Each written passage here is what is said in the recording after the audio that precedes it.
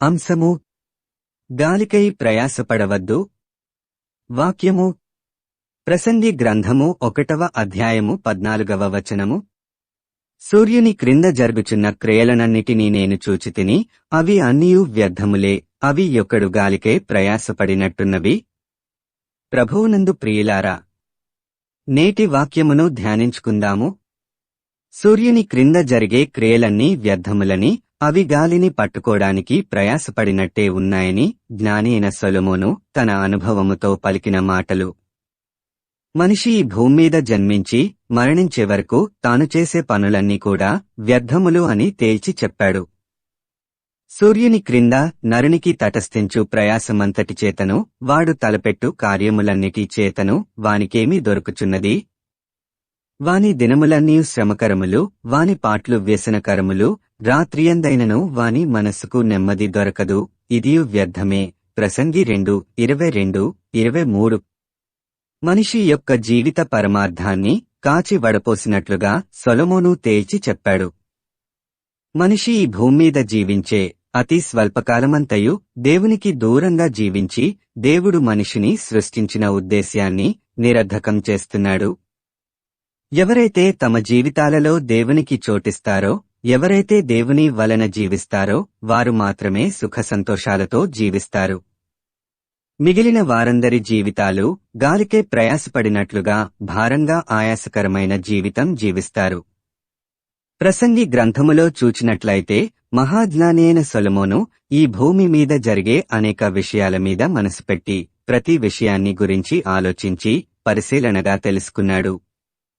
ఆయన పరిశీలనలో చివరకు తేల్చినది ఏమిటంటే, భూమి మీద ప్రతి ఒక్కరూ దేవునికి లోబడి ఉండి వారి ఆయుష్కాలము పూర్తి చేసుకోవాల్సిందే.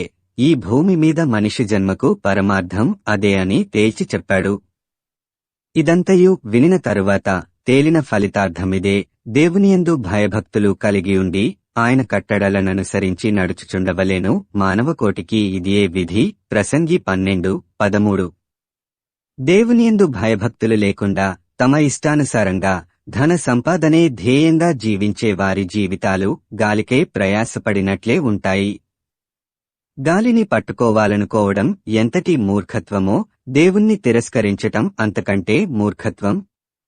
మరి మన జీవితాలు ఎలా ఉంటున్నాయి? దేవునియందు భయభక్తులు కలిగి ఆయనకు లోబడి జీవిస్తున్నామా, లేక గాలిని పట్టుకోవడానికి ప్రయాసపడుతున్నామా తేల్చుకోవాల్సింది మనమే. శ్రమయును గాలికైన యత్నములు 2 చేతుల నిండా నుండుట కంటే 1 చేతి నిండా నెమ్మది కలిగి యుండుట మేలు. ప్రసంగి 4:6. మనం ఈ భూమి మీద జీవించే 70 లేదా 80 సంవత్సరాల కాలాన్ని మనం ఎలా వెళ్లబుచ్చుతున్నాము? సొలొమోను చెప్పినట్లు దేవునియందు భయభక్తులు కలిగి ఆయన కట్టడలను పాటించాలని, మానవులందరికీ ఇది విధి అని చెప్పిన దానిని ఎంతమంది పాటించగలుగుతున్నారు? దేవునియందు భయభక్తులు లేకుండా తమ ఇష్టమొచ్చినట్లు లోకానుసారంగా జీవించేవారు పడే పాట్లకు, అనుభవించే బాధలకు, కష్టాలకు బాధ్యత వహించాల్సింది ఎవరికి వారే. దేవుడు మనుష్యులందరినీ యథార్థవంతులుగానే పుట్టించాడు. అయితే ఎవరికి వారు వివిధ తంత్రములు కల్పించుకొని గాలికే ప్రయాసపడుతున్నారు.